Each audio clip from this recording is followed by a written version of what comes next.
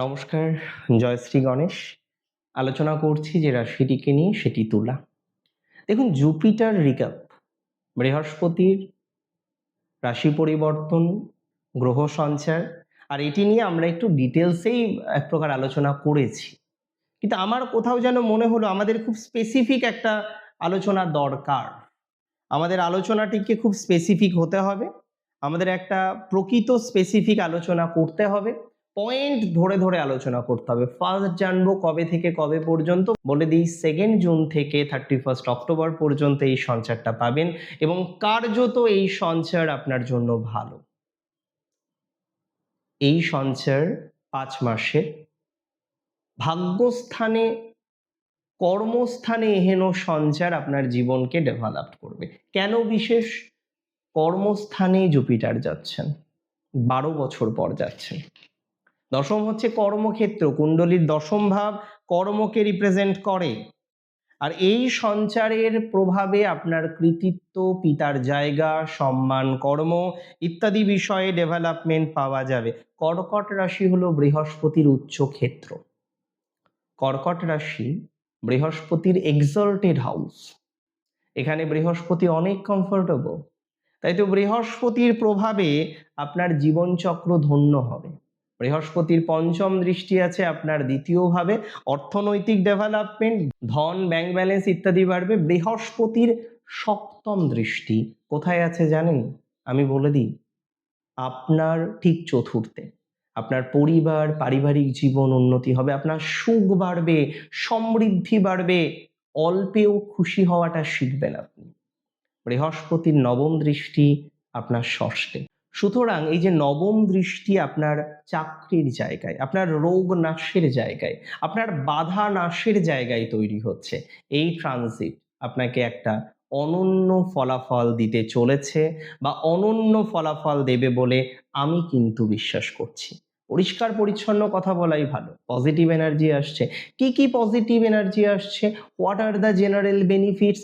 First আমি বলি, আপনার কর্মক্ষেত্রে আপনার একাধিপত্য এবং প্রমোশন বাড়বে। অনেক দিনের promotion due, you are expecting a good promotion but not getting. আপনি জানেন আপনার একটা ভালো প্রমোশন আসার কথা, but you are not getting that. এই যে এক্সপেক্ট করছেন প্রমোশন আসছে না, এক্সপেক্ট করছেন বড় একটা প্রমোশনের আসছে না, অপেক্ষা করছেন একটা ইনক্রিমেন্টের। Those who are waiting for that, যারা প্রমোশনের অপেক্ষা করছেন, যারা ডেভেলপমেন্টের অপেক্ষা করছেন, তাদের অগ্রগতির জায়গাটা অনেকটা বাড়বে। আপনার কাজের স্টাইল আপনার কর্মক্ষেত্রে অনেকটাই প্রশংসা কুড়োবে। নতুন কোনো বড় দায়িত্ব আপনার কাঁধের উপরে আসতে চলেছে। ব্যাংক ব্যালেন্স বাড়বে এই সময় আপনাদের। রাশি তুলার অর্থনৈতিক উন্নতির জায়গা দেখতে পাচ্ছি, ব্যাংক ব্যালেন্স উন্নতির জায়গা লক্ষ্য করতে পাচ্ছি। আপনাদের যাদের আর্থিক ডিস্টারবেন্স আছে, অর্থনৈতিক চাপ আছে, অর্থনৈতিক বাধা আছে, অর্থনৈতিক ডিস্টারবেন্স যারা পাচ্ছেন, কাজের জায়গাটা ঠিকঠাক করতে পারছেন না, তারা পজিটিভ ফলাফল পাবেন, ডেভেলপমেন্টের জায়গাটা তৈরি করতে পারবেন। অনেকে আমাকে প্রশ্ন করেন যে দাদা একটা কথা বলুন, কোন কোন প্রফেশনের জন্য এই সঞ্চারটা ভালো? আমি বলবো বেশ কিছু প্রফেশনেই ভালো। নির্দিষ্টভাবে হয়তো সব প্রফেশনকে কভার করতে পারবো না, তবে অলমোস্ট যেগুলো খুব মনে হচ্ছে যে বেশি ভালো হতে পারে সেগুলো বলার চেষ্টা করছি। এবং প্রথম হলো, যারা যুক্ত রয়েছেন প্রশাসনিক কোনো পদের চাকরিতে, তাদের অত্যন্ত গ্রোথ হবে। সরকারি চাকরিতে প্রচুর গ্রোথ পাবেন। কর্পোরেট লাইনে যারা লিডিং করছেন, কর্পোরেট লিডার যারা আছেন, তাদের অগ্রগতির সম্ভাবনা প্রচুর দেখতে পাচ্ছি। কর্পোরেট লিডিং যারা করছেন, কর্পোরেটসে যারা কানেক্টেড আছেন, তাদের পজিটিভিটির মাত্রাটা প্রচুর পরিমাণে বাড়বে, দায়িত্ব নিয়ে বলতে পারি। আমি মনে করি যারা হিউম্যান রিসোর্সের সাথে যুক্ত, যারা পাবলিক রিলেশনশিপ রিলেটেড বিভিন্ন রকম প্রফেশনের সাথে সংযুক্ত, যারা কাউন্সিলর আছেন, তাদের জন্য কিন্তু সময়টা অত্যন্ত পজিটিভ হতে চলেছে। যারা কাউন্সিলর আছেন তাদের জন্য খুব ভালো সময়। যারা কাউন্সিলিং করেন তাদের জন্য অত্যন্ত ভালো সময়।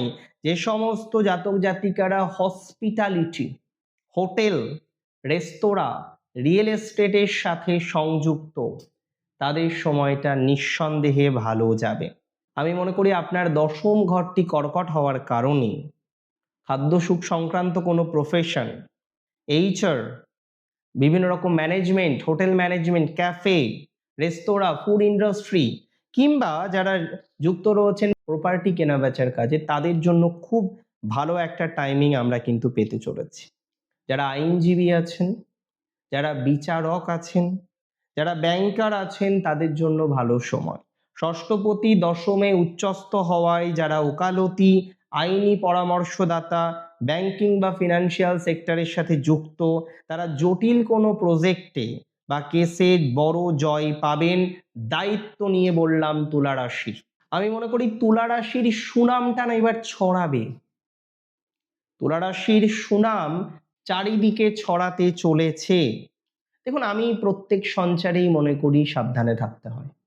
আর তুলা রাশির জাতক জাতিকাদের যে যে জায়গায় এই সঞ্চারের ফলে ভুল হতে পারে, প্রথম, ওয়ার্ক লাইফ ইমব্যালেন্স।